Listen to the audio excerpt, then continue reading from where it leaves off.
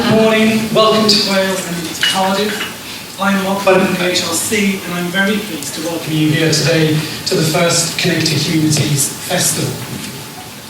In these opening remarks, what I'm going to do is briefly introduce the Connected Communities programme and the aims of the festival over the next couple of days. And I promise you there's no more Welsh in what I'm going to say for my sanity. The Connected Communities programme is a cross-council research programme which is led by the Arts and Humanities Research Council on behalf of 4 other research councils. That's the EPSRC, the ESRC, the MRC and NERC. The programme is exploring the changing nature of community life and the contributions that communities make to well-being, quality of life and addressing key societal challenges.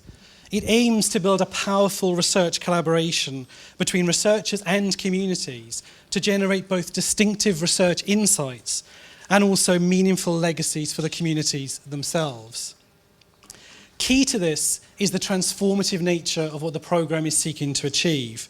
The development of new funding approaches, indeed the spearheading of new research methods and techniques and resources to enable creative and interdisciplinary research collaborations between researchers and communities.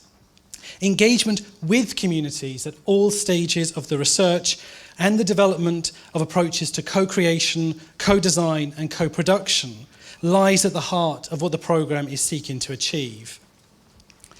As some of the researchers and community partners involved in the programme have already observed, the programme is transforming research approaches and recognising the knowledge, the expertise and the assets that exist within communities themselves to promote a reciprocal two-way exchange, learning and knowledge between communities and academic researchers. Research under the programme covers a wide range of topics, from community heritage and creative practices through to civic participation and inclusion, digital co-production, environmental change, health and well-being, and social and economic regeneration.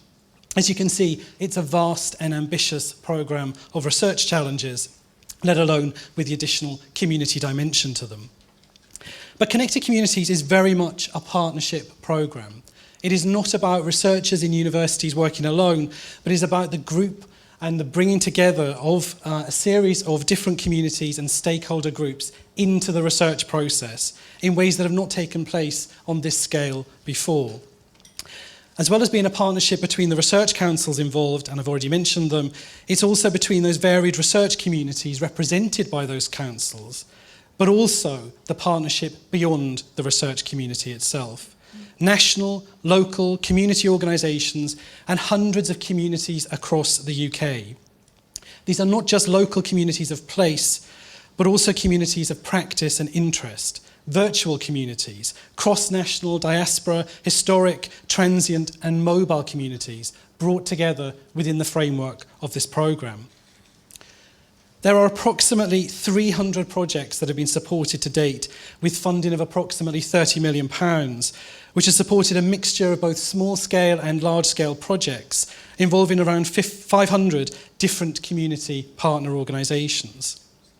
I'm delighted today that so many community partner organisations are able to attend the festival, but I recognise that actually for community partners that is a commitment in terms of their time and resource. And so what we have represented over the next couple of days is only the tip of the iceberg in terms of the communities that are involved with the programme as a whole.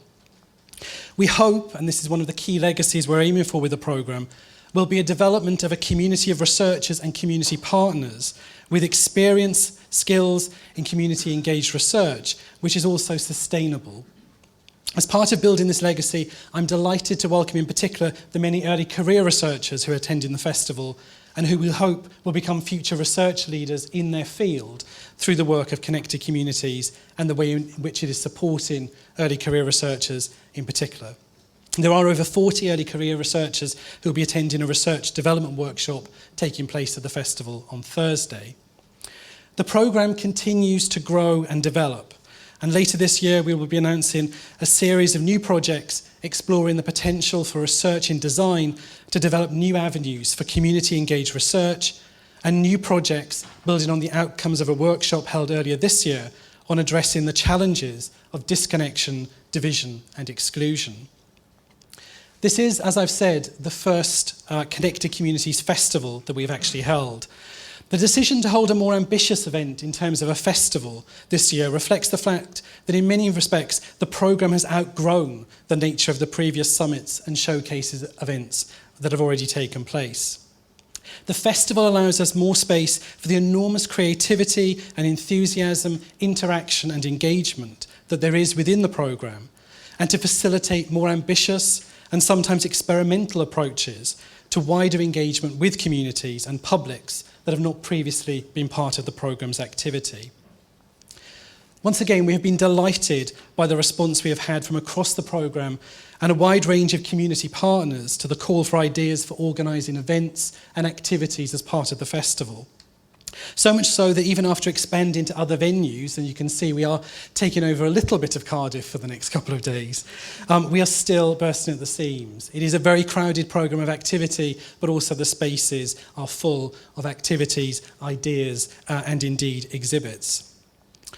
Despite extending the programme venues, we've only been able to accommodate around 40 of those 300 or so projects that are funded at the programme, through the programme, although many other projects and teams are represented in terms of attendance at the festival. And part of what we really want to see over the next couple of days is the interaction between those projects, the conversations you'll be having in the various venues and indeed in the workshops and discussions. The projects represented at the festival are at a variety of stages of their development. There are some smaller projects which have been completed and are looking to share their learning and feed that into other activities, other community projects, and in order to share that learning and experience.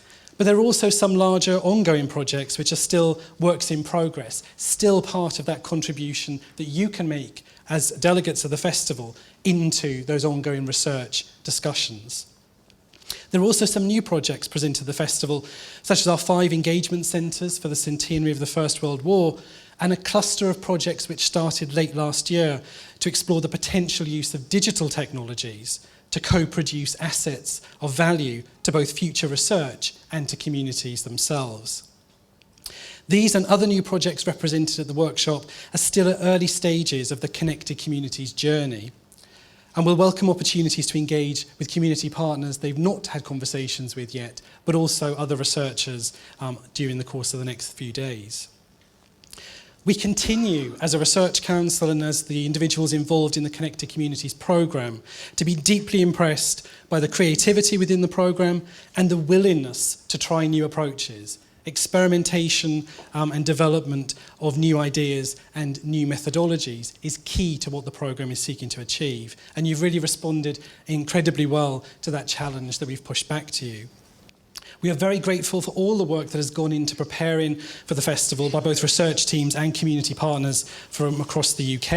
And we really do want to pay tribute to you at this point for that commitment and engagement you've shown. The festival is about being informal, creative, and hopefully having an enjoyable experience. This is about being thought-provoking. There is space to support wider engagement with some of the exciting research projects being undertaken within the programme. But it's also an important opportunity to network, to share experiences and learning. This is partly a kind of test bed. What's working, what's not working. Support one another based on your experience, but also challenge one another on the perspectives that you're bringing from your own distinctive projects. It is about encouraging debates and stimulating new ways of thinking, as well as seeking to explore new collaborations and connections, both within the programme and with new partners. In addition, we, that's AHRC as a funder, welcome feedback and ideas from participants to feed into the future development of research and future events under the programme.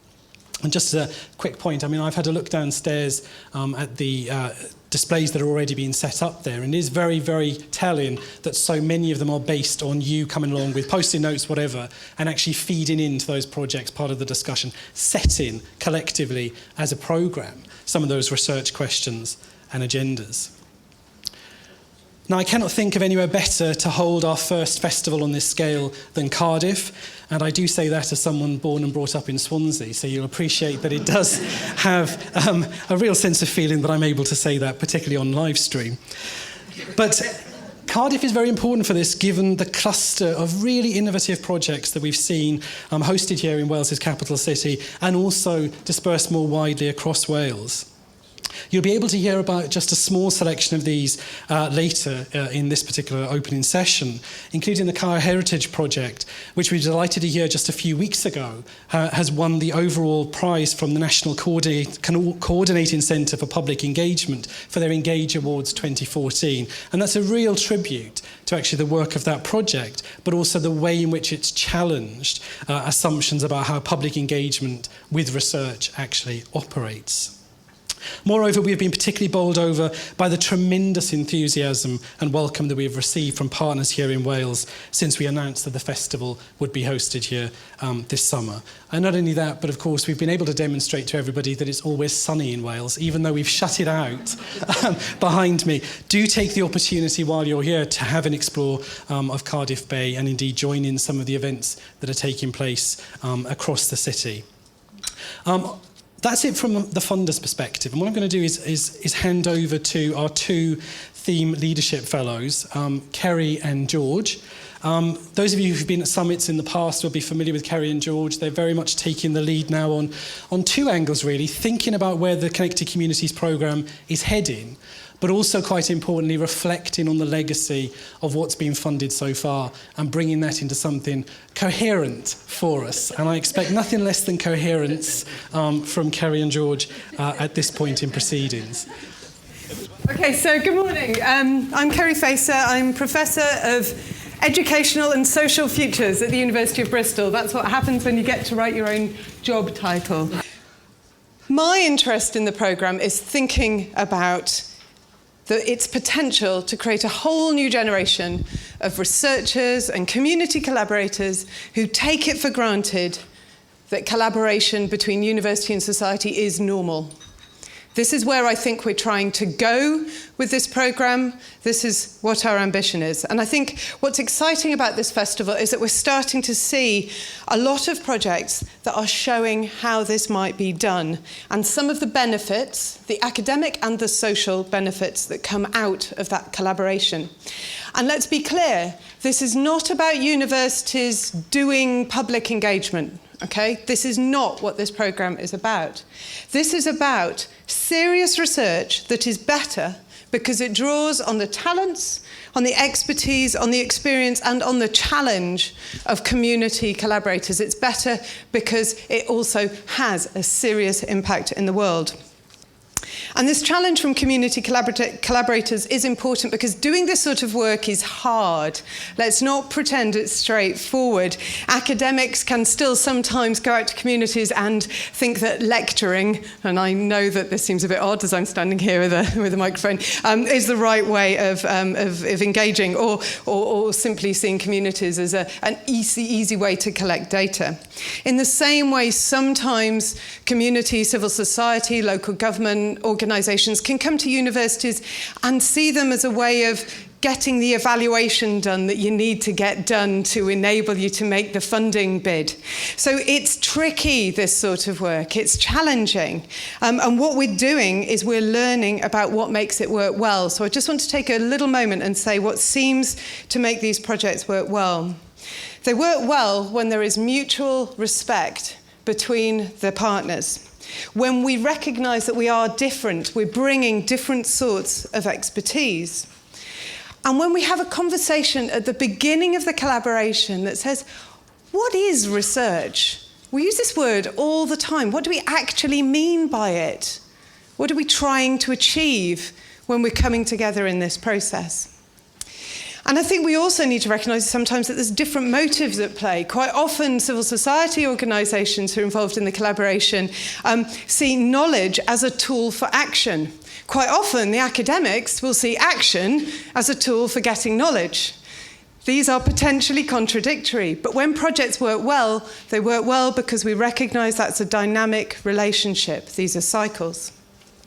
So, One of the things we're talking about here is praxis. This might be a word that we hear coming up again and again. So one of the other things we're trying to do in this programme is take some risks, open up some new ways of doing things and learn from these mistakes. And you'll see throughout the festival that there's a lot of sessions that are reflecting on the process. This programme tries to learn from what it's doing because we need to work out how to do this well, because it isn't easy. And anybody who is joining and wants to think about how you might start doing these collaborations, because we can do them outside of this sort of funding stream, should go to those sessions. At the same time, I'd also like to make a plea. I will be in trouble if I don't do this. For anybody who's involved in the programme or who is involved in the projects now, to help us learn more about what we're doing, learn more about how it's been going. And can I wave these at you? So these are your Connected Communities questionnaires. And anybody who's involved in the programme, please can I ask you to take 10 minutes, we think it should take that long, to fill one of these in. The pink is for the academics and the blue is for the community collaborators. And if you can fill those in, that would be incredibly helpful. They are all downstairs at the entrance to the lobby. You'll see the big map of the Connected Communities programme. You can pick them up there. And please, myself and Bryony Enright and others will be encouraging you to complete those. So thanks again. Welcome again, particularly to the new early career researchers and to community collaborators who haven't been involved in the programme before. We're looking forward to carrying on working with you to create better collaborations between universities and society that seriously draw on all of the assets that we can bring to that process. Thank you.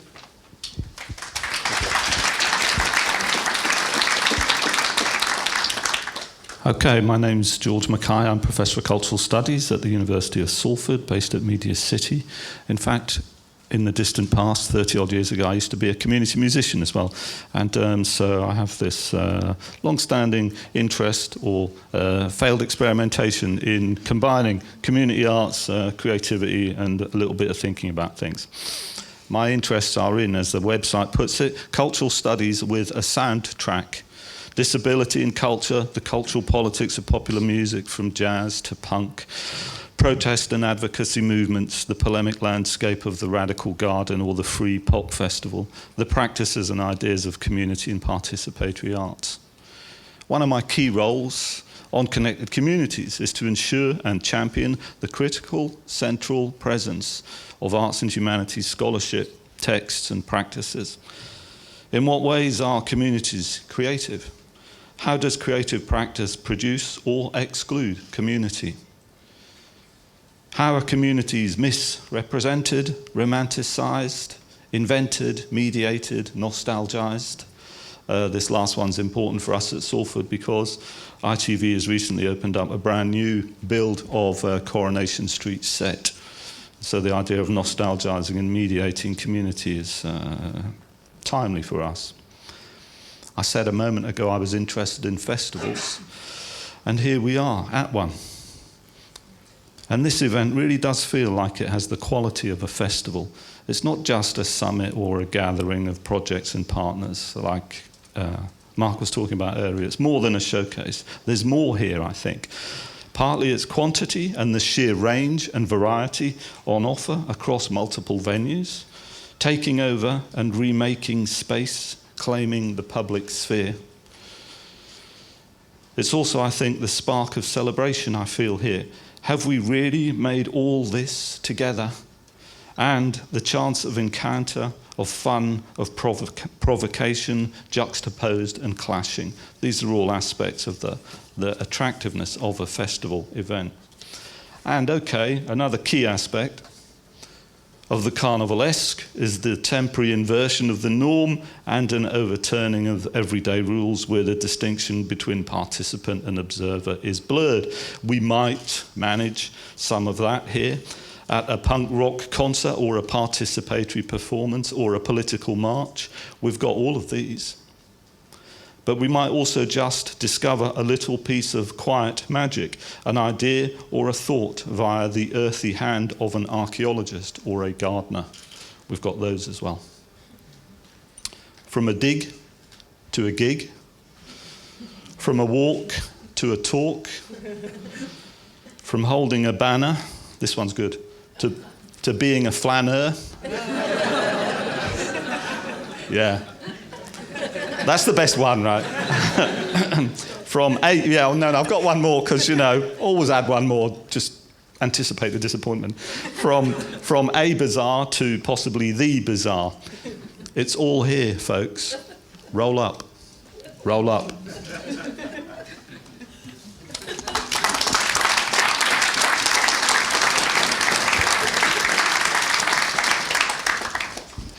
Thanks, Keri. Thanks, George. You promised me something witty, and he didn't quite disappoint. But one of the key things that the programme is trying to do, and is trying to think about more and more. Now we've got projects that are emerging with very clear results and contributions they can make to more public debates, is the way in which the Connected Communities programme can inform public policy and practice. And we have a particularly strong engagement with policymakers here in Wales as a result of the projects I've been talking about already.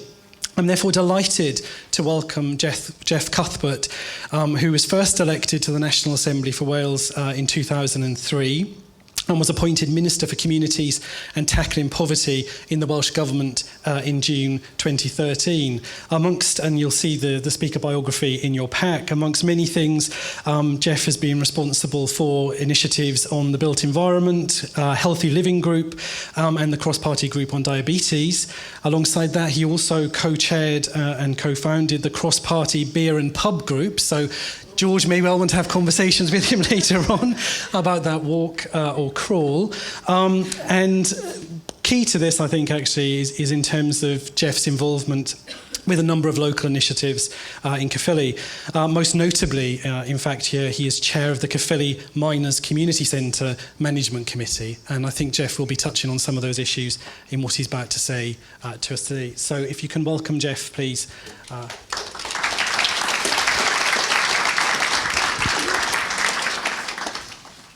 Diolch yn fawr. Bore da bawb. Mae'n bleser mawr iawn cael bod yma heddiw ar gyrfa a digwyddiad arbennig hwn. Good morning, everyone, and I'm absolutely delighted to be here for this very special event. As seems to be the custom, I ought to tell you I was born in Glasgow, brought up in Cardiff, and whether I'm coherent or not, you'll be the judge of that. I certainly won't be talking about the work of the Beer and Pub Group. It always gets a laugh, that one. It was actually, you probably won't believe me, quite a serious group, and did not in any way inhibit my work on the Healthy Living Group. It's all about balance in life. Anyhow, you haven't come here to hear me talk about that. Can I say that I'm really pleased to be able to speak here as you commence your two-day event discussing connected communities and celebrating the work that you undertake. Can I take this opportunity to personally welcome all of you who are visitors to Wales and to Cardiff. I hope that while you are here, and to echo some other speakers, you have the opportunity to experience and enjoy the diversity of our communities and nation. Now, you will often hear politicians talking about the importance of understanding communities, but here in Wales, the Welsh Government puts communities at the heart of everything that we do. One of the great advantages of being a small, devolved nation is that government is close to its communities, and that includes its ministers. Sometimes that can be challenging, but mostly it is a great advantage. One of the priorities for the Welsh Government is tackling poverty. This is a key commitment in our programme for government. My own role as Minister for Communities and Tackling Poverty is a unique portfolio in UK governments. I'm supported by a Deputy Minister for Tackling Poverty, Vaughan Gethin, and we're actually in his constituency now of Cardiff South and Penarth. But that reflects the importance that we, as a government, place on our communities and tackling poverty, bringing together all the levers that the Welsh Government has at its disposal. Now, I'm pleased that there is excellent cross-cutting work funded by the Arts and Humanities Research Council through the Connected Communities programme, either happening in Welsh communities or, as we've heard so far, led by academic institutions based here. This includes some very good examples of the genuine partnership approach that we encourage and support in Wales. We want to bring academia and communities closer to each other to inform and help shape future policy and delivery.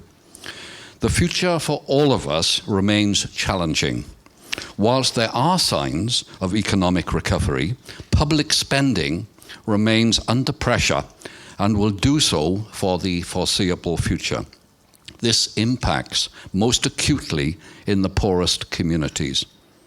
The effects of the recession have reached every community in Wales, including many which have not fully recovered from the deindustrialisation of the 1980s. In Wales, we know the importance of understanding and working with our communities. And community involvement is making a very real and positive contribution to the agenda. It would be remiss of me not to pay tribute to the work of the members of communities and the other delivery partners who continue to strive to make a real difference every day to the lives of real people struggling to get by. This event today has given me the opportunity to reflect on three important things: communities, collaboration, and diversity. First, this festival provides an opportunity to consider some of the very real challenges that people face every day in surviving and adapting to a rapidly changing world. Changes that we cannot ignore, whether we like them or not. How do we better understand how communities see and relate to this changing world? Second, collaboration. The next 2 days will give you the opportunity to recognize what can be achieved by involving communities and sharing with them the insights that your research offers. Do take the chance both to celebrate your successes and to learn from others. And third, I'm pleased to see the huge variety of activities and seminars arranged across the city and beyond.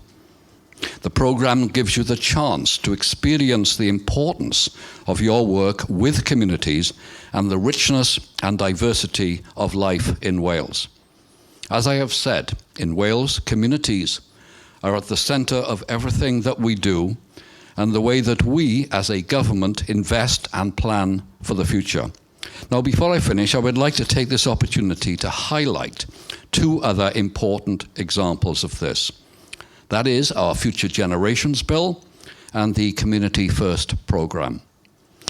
Now, at present, we are engaging in a national conversation on the Wales we want, looking forward to what we want our country to look like in 2050.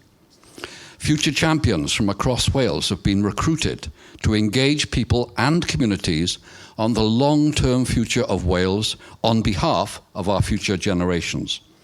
Our Future Generations Bill will enshrine in law our commitment to future generations in Wales. We face challenges unique to Wales, many of them a legacy. But it's recognised that more needs to be done to ensure that the current generations do not leave them as challenges for future generations.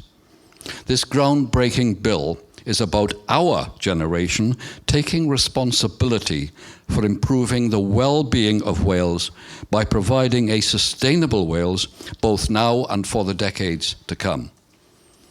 The Future Generations Bill will help tackle the generational challenges that Wales faces in a more joined-up and integrated way by ensuring that specified public services work together to achieve the goals that the bill will establish. Wales was the first nation in the world to enshrine the UN Convention on the Rights of the Child within its own laws. This demonstrates both our commitment to children and our readiness to look to the future. Our Communities First programme has been helping to connect government policy to the aspirations of our most deprived communities for over a decade. It is now one of the longest standing programmes of its type anywhere. Over the past 2 years, Communities First has been reshaped as a community-focused tackling poverty programme. The changes have combined the best aspects of a place-based programme with a stronger focus on supporting the most vulnerable people in those places. Communities First delivers £40 million a year directly to the places and people who need it most. Here we continue, even in challenging times, to invest directly into our communities. The programme is based on principles of community development and involvement by empowering and supporting people to influence and make decisions that work at a local level.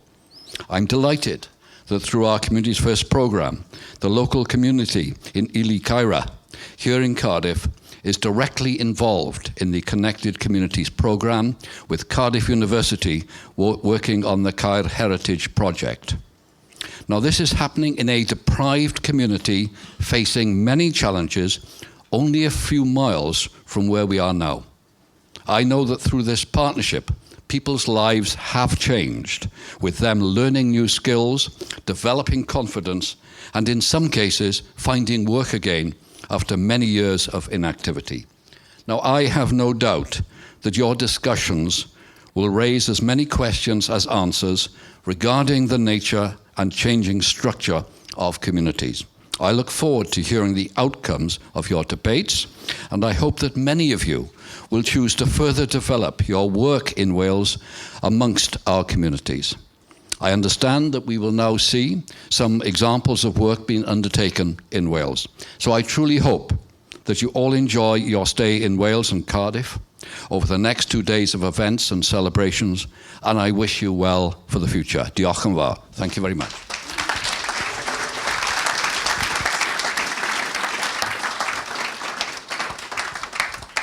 Thank you, Jeff.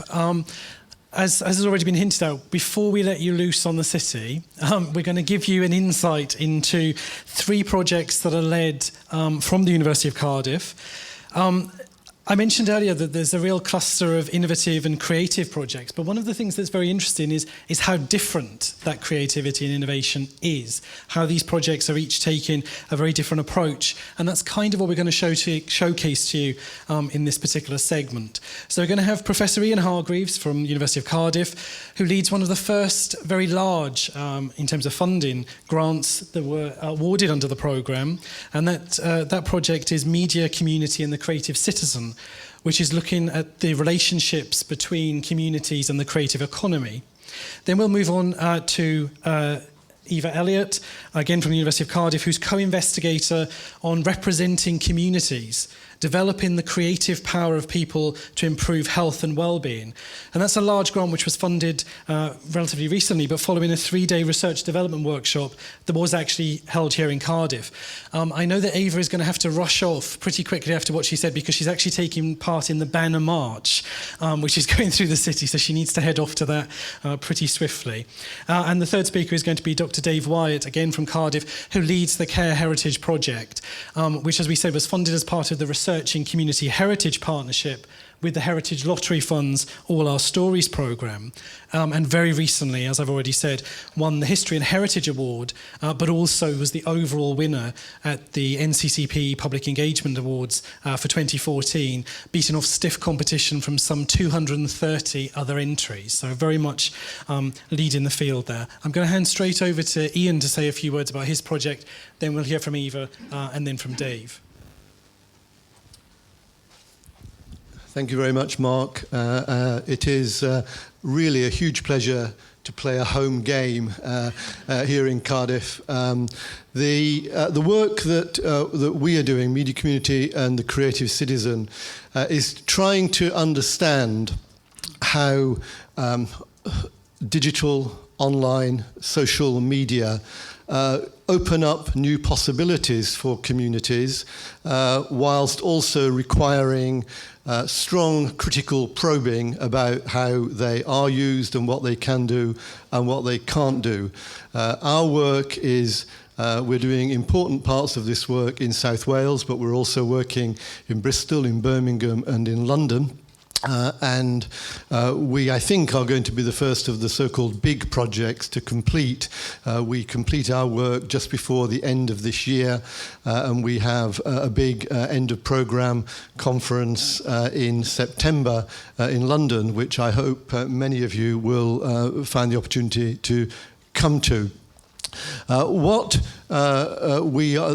types of communities that we are studying are the themes that we are studying are the way that new forms of journalism work in community. We're studying the way that communities access planning and design decisions. And we're studying the way that creative communities, networks of creative players work. And we're trying to learn between those strands of inquiry, as well as reaching some more overarching thoughts. If you'd like to come and help us shape those overarching thoughts, particularly with relevance to the political and policy agenda, please do come along to our breakout session at 1 p.m. When a group of our creative citizen partners will be there to talk about their work, and when Adam Price, who was for 10 years a Member of Parliament, during which time I think he was responsible for attempting to impeach Tony Blair over his activities in Iraq, or the country's activities in Iraq. Adam now works for Nesta, who are one of our strategic partners in this piece of work. And Adam will be an extremely interesting interlocutor for a discussion about user-generated civics and user-generated politics. Also, if you can, make time to go to, those of you who haven't already been there, overnight or this morning, to the Motorpoint Arena. There we have a news cafe and a number of other interesting offers, including, well, I'm not sure that Dave Hart rose to the challenge of making Welsh cakes in Birmingham and then bringing them to Wales and seeing how he got on. But we're certainly we're dishing out news, we're dishing out refreshments up at the arena, and that will be a very interesting place to be. And also allows me finally to mention something which was referred to in Mark's opening remarks, which is the extent to which the Connected Communities programme is changing the way that universities work. I've been involved with Cardiff University for 15 years or so now, and I have to say, not entirely comfortably, I found myself 3 years ago sitting in a very big room attending an event which had the word sand in the title about connected communities, and really working from scratch to meet academics I'd never met before, to discuss subjects I'd never discussed before, and to see whether something would emerge out of that made sense to all of us and filled us with enthusiasm about doing it. That is what happened. That is, from there, in my own experience, simultaneously, we've gone on working with the AHRC in the creative economy hubs, of which there is one based in Bristol, which Cardiff is part of, the React hub. And I've found myself, gosh, I even now work with, I can see that, I'm looking at one of them now. I even work with people who are in the next building to me on the campus in Cardiff. And occasionally I go right to the other side of the campus and work with people there as well. That is what the kind of connecting that this sort of program has made possible and stimulated us to do in universities. It is both troublesome and thrilling, all at the same time. Some days you really wonder whether you'll get any sense out of it at all, and other days it seems full of sense. At the News Cafe up in the arena, you will be able to meet my colleagues from the Centre for Community Journalism at Cardiff University. Cardiff has the oldest, first and best journalism school in the United Kingdom, as everybody acknowledges, even those who come from other journalism schools. And anyway, I've got the microphone. But the establishment of the Centre for Community Journalism is kind of, in a way, a little bit to do with connected communities. It's happened because we had the confidence to take on something completely different. We've created the world's first journalism MOOC, or community journalism MOOC, out of that. And do go by the News Cafe at the arena and meet the Centre for Community Journalism as well. There are partners who aren't partners, in the sense that they're not being funded through this, but it's been funded in other ways. It's activity that bubbles out of the inspiration of dealing with people whose language at first you don't understand, and then you discover over time, as indeed I've discovered walking around here yesterday afternoon, that pretty well every exhibition in downstairs here today could be called Creative Citizens, which is why, very finally, you will also find our photographer, Sarah, who is going around photographing and documenting creative citizens at this event. So if somebody comes up to you and says, "Are you a creative citizen, and would you like to have your photograph taken?" That's what that is. Don't worry about it. Just say yes, have your photograph taken, and then you will be part of our magnificent gallery of creative citizens. Thank you very much.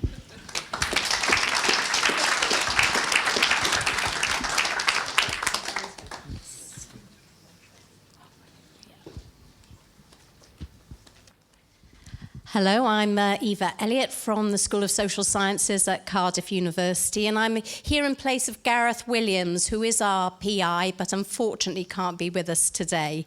I'll tell you a bit about our project very briefly before I go on to tell you how we're engaging with the showcase in the next couple of days. Our aim in this project is to explore how community representations produced through creative arts practices can be used as forms of evidence or knowledge to inform health-related policy and service developments. And this is underpinned by a real conviction that the creative arts, along with modes of analysis and critique derived from humanities and academic arts, can play a transformative role in the process of improving communication, dialogue, and knowledge exchange. Now, Cardiff University is leading this project, but that's in partnership with 5 other universities across the UK, and we're very lucky to be showcasing our project in Cardiff this next couple of days. Ooh, it works. Okay, so you've heard about the banners procession. We're experimenting with modes of representation at the moment, even though the focus is on health and well-being, and themes of health and well-being are emerging.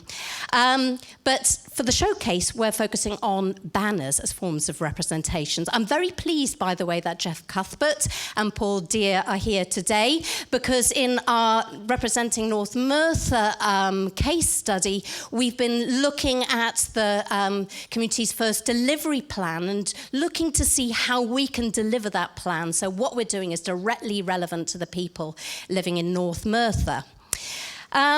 We've done a number of activities in North Merthyr which have really, truly been co-produced between researchers, historians, musicians, other artists, and other local communities, young and old and in between. Our banner procession starts at 11 a.m, so very soon, and I'm not going to be going on my own. I will wait for Dave, because his project, some of his communities are involved too. I have heard that Charles and Camilla are in town today, and I'm just wondering, with our protest banners, if they may not call the army in, so there may well be an incident today. Well, could be fun. So It starts at Bute Park, right by Cardiff Castle. It goes down the River Taff. It may be that we won't have time to come down to the hotel, but if not, we'll be turning left and going straight towards the Millennium Centre, which you can't see at the moment, but you get a beautiful view of it here. It's that beautiful, shiny dome on top. And please go along to there because there'll be a performance afterwards. The title of our procession, Banner Bright, Blood, Bread and the Buttes, was suggested by Merthyr historian who's been working with us, Hugh Williams. It's the title of a book by John Gorman, his splendidly illustrated compilation, which had a lengthy introduction by the inspirational and enigmatic Welsh historian Gwyn Alf Williams. And he said that banners are the memory of a movement. But for us, they also represent the heart, the soul, the hopes of a community. So we've been making our own banners with different groups in the communities, but we've been also loaned some lodge banners from the South Wales unions, miners' unions. Fantastically beautiful. But we've also, as I said, been joined by the Kaya Heritage Project, and I think they've been building banners there too. So we may have a couple of hundred people beginning to march down soon. It'll be an explosion of song, dance, and movement. So do join us. And we've leafleted all the houses along the way too, so with any luck, they'll be coming out and welcoming us too, if not throwing stones at us, but I'm sure they won't do that. So as I said, we are also we've got song as well as banners. The children have been learning with historians the history of their area and the history of dissent. And while they've been doing that, they've been learning the old protest songs that people from Merthyr used to sing on their marches to London or to Cardiff. But they've also composed their own song. You have some of the words here. Some of it is built around the chants in the chorus. They're going to be singing that at the Glanford stage at the Millennium Centre at 1 o'clock. And I would urge you to go there because they're going to be enacting the Merthyr Rising of 1831 when miners and iron workers took to the streets under a red flag dipped in calves' blood, alongside a loaf of bread impaled on a staff. These are quite young children. I should be nervous. But they've, by all accounts, they've thoroughly enjoyed the experience and would be joined by many other people there. It was the first time the red flag was flown, and for a brief few days, the workers were in control. And I'm sure they will also be remembering Richard Lewis, otherwise known as Dick Penderyn, who was hanged wrongly, we believe, at Cardiff jail for allegedly stabbing a soldier to death. So they'll be singing this song, Blood or Bread. And it's been a fantastic experience. But they've also been bringing these protest songs up to date. So they have been asking for a living wage, as you can see in the verses there. Okay, and then tomorrow we're going to be exhibiting our banners at the Pierhead building. If you could see the view, again, it's that great big red brick building overlooking the bay. It's an iconic building. We're so lucky to have it. And we are lucky too to have this sponsored by Vaughan Gethin. You can see, as I said, there's a mixture of new and old banners. These are some of the new ones on the far left there. There are some banners that have been created for the Red House that's been renovated in Merthyr city centre. And each area of Merthyr created their own banner. And plus, we've got some new ones there, that, including the ones from Ely and Kyra, that children have been working with artist Paul Evans to create. We've also got films where people have been involved in creating different kinds of visual representations of their area too. So those films will be running throughout the day tomorrow. And just also to highlight something else that we've been done, some young children have been working with a storyteller and an illustrator to create a book which builds on particular landmarks of North Merthyr, and they have created this fantastic story which we have made available to you. You can enjoy the story for yourself, or you can take a copy home for your children. It's a fantastic read, and it shows the intelligence, the wisdom that young children have, and is brought out if you're working with them in a collaborative and engaging way. Tonight, another case study is representing Butte Town, which, if you walk beyond the posh restaurants and shops, you will find. Butte Town has an incredible history, and you could say that with Merthyr, the two places were the centre of the Industrial Revolution.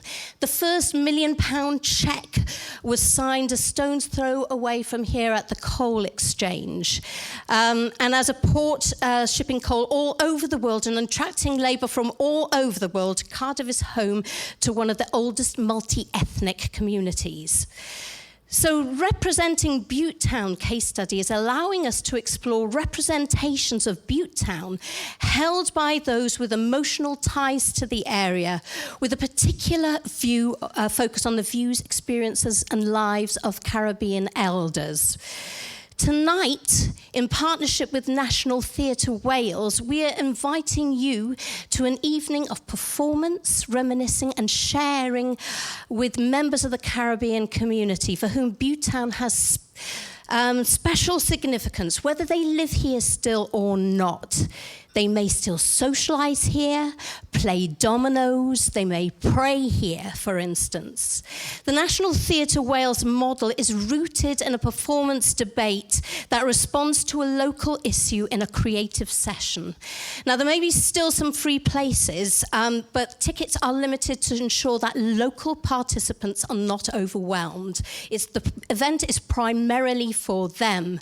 And if you do come along, you will be expected to take part and participate, but you will also get a nice dinner. So finally, to end, just to highlight that it's not just South Wales. We've got a number of other partners in Birmingham, in Dennistoun and Glasgow, in Cromarty in the Highlands and Islands, Hodge Hill and Birmingham. We've got a stand, we've got iPads when you can explore the representations that we've created in those communities too. There are so many people to thank. I'm not going to do that. This is not the Oscars, and I'm no way Gwyneth Paltrow. But I do hope you enjoy the next 2 days. Thank you very much. Right, well, as we sit in these very salubrious surroundings, in the shadow of the Welsh Government Senedd building, the centre of political power in Wales, just a short car ride away at the A4232 Link Road. Some people are doing some graft. They're getting dirty. We've got community members, local pupils, students, archaeologists, all exploring the archaeology of one of Cardiff's largest and, in my view, most significant monuments, Kyra Iron Age Hill Fort. Could we get the next slide out? Sorry. You can see it here. Here you lot are, up here in the posh bit, okay? This lovely kind of hill here is Kyra Iron Age Hill Fort, okay? All the trees surround a load of ramparts. It's enormous, and it sits there on the western margins of Cardiff in the housing estates of Kyra and Ely. So as we speak, this community of archaeologists, both amateur and professional, are digging down to discover how the prehistoric people in Cardiff lived over 2,500 years ago. And this is our second season of community excavations to discover more about what was absolutely certainly the original power centre of the whole Cardiff region. This amazing hill fort, which is now obviously situated on the margins of Cardiff and which nestles within the suburbs of Cairo and Ely. And despite its size and significance, you can see just how big it is, it doesn't even have any signage to mark that it exists. And that was something I wanted to say to the Minister, but he's gone. So perhaps someone can pass that on to him for me. Next slide, please. Just to give you a sense of how big it is, this is a LiDAR image of the entire hill, taken with a laser technology. And you can see here the enormous ramparts that we've stripped away the trees and all the houses. All of this is huge, man-made, by thousands of people, enormous rampart here, expressing their community identity, back in the Iron Age. Now, the lack of signage, in part, perhaps explains why most Cardiffians don't even know that this place exists. In fact, many people who live in the shadow of this hill fort don't know that it exists. I recall a couple of years ago, a pupil from Glendaru High School we worked with saying, "Is that why I live in Hillfort Close?" So, it's really that, much of a hidden, if you like, gem. But this juxtaposition between power centres past and present, I think, is a very powerful one. The modern-day housing estates that surround this hill fort were the largest social housing estates in Wales. They were developed firstly during the 1920s in the wake of the First World War as homes for heroes. And despite the strong community ties, the people that live there are now burdened with significant economic deprivation, high unemployment, and particularly alongside that high unemployment are issues relating to poor educational attainment. Just one figure, only 2% of the local school kids go on to university, and I can tell you that isn't because there isn't talent in those schools. Okay. Now, a disturbance in the summer of 1991 was publicised as well in the media as a riot, and that led to a deluge of long-lasting bad publicity for the area, which has given these communities a real stigma, particularly in the minds, I think, of the people of Cardiff and professionals in Cardiff to some extent. Now, as the modern political and economic power has become concentrated in the centre of Cardiff and down here in the Bay, Cairo, Ely then have become increasingly marginalised. And this potentially challenging environment may have deterred archaeologists in the past. I strongly suspect it did. But that's precisely the reason that we started the project back in 2011. And from the outset, the Cairo Heritage Project, which stands for Cairo and Ely Rediscovering Heritage, it is an acronym, the project's key objectives have been to use history and archaeology to develop educational opportunities and to challenge those stigmas and that marginalisation associated with these communities. After all, as I've said, the presence of this incredible hill fort in this area suggests in prehistory it was once the power centre of the Cardiff region. We really play on that narrative. And the project aims very much to celebrate the legacy by valuing significant heritage assets here. And I think this is something that Wales has in abundance and isn't used enough. And the community as well we are valuing. We value the vast reservoir of untapped talent that exists within that community, as I've already alluded to. So that's why we love the Connected Communities programme, because they gave us some money. The Cairo Heritage Project is very much committed to the values, I think, embedded within that programme, and indeed many of the values that Jeff Cuthbert was talking about, where participants are actively involved in the co-production of knowledge, which we value the contribution of all participants and partners. And we work very closely with Action Cairo Ely, you would have seen on our opening slide, who grew out of Communities First, who, if you like, facilitate our contact with that community and community groups. But we work with a wide range of community groups, Unity, Healthy, Wealthy, Wise, Grand Avenue Times, from lots of different generations. There are single mums, there are older people. We also work with young people facing exclusion.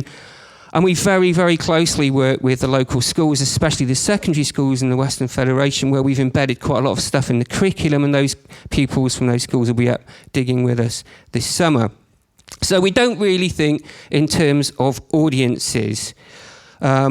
or in disseminating research. We work with communities to really value and recognise the process of research. I think the process of research is the thing here, where you work with people in building confidence and developing new life opportunities, and then creating a body of knowledge which can be fed back and benefit the community. And that's, I think, what we're really all about. So I've got another slide, I think. So while Cairo Hill Fort is the jewel in the crown and it is an amazing site, the project is much more than, I think, a simple archaeology project, which perhaps some people might look at it and think, well, they're just doing a community dig. Well, I think it's a lot more than that. We've done a whole range of things. We've been involving a project artist from the start. So we do a lot of art-based stuff. We've built heritage trails, creative writing, art installations, filmmaking, as well as excavation and history projects. And all of this to explore and express the vast range of Cairo and Ely's heritage from prehistory right the way through to the 21st century. And again, valuing the contribution that people can make, no matter how small, in the process of research to create a new community of interest. And this underpinning strategy is really readily apparent, I hope, from the activities that we've got planned over the festival, which I hope will prove that we are all about co-production. So if we get the next slide. So just to finish off, we're about co-production, I think. So you, all of you, can get involved in the Cairo project over the next 2 days. You can learn to use a trowel and excavate and uncover finds fresh from the ground yesterday down at our virtual dig at the Cairo stand once we finish building it. And I can guarantee you that that's the first time that there's ever been an archaeological dig in a hotel like this. We'll then take, if you want to, we have a shuttle bus that will run you up to our community excavation on that beautiful hill, and you can get digging alongside community members and students up there and get a tour of the site. You can then take the shuttle bus on from there up to St Fagans National History Museum to witness a co-produced photo exhibition, an interactive exhibition with riddles designed by local pupils from the local schools we've been working with and the artist Paul Evans. And then tomorrow on the Hill Fort we are screening a series of films about last year's excavation, which have been made by local people and a local production company called Light Trap, and that's happening tomorrow lunchtime. Those will be screened also here and at St Fagans, but the big one is on the Hill Fort, so go there and watch it. And as well, as Eva mentioned, we're doing the procession with kids from Cairo and Ely, which I want to nip off to now. So come and join me and Eva, because we're going, I think. So join in and get digging Cairo. Thank you very much.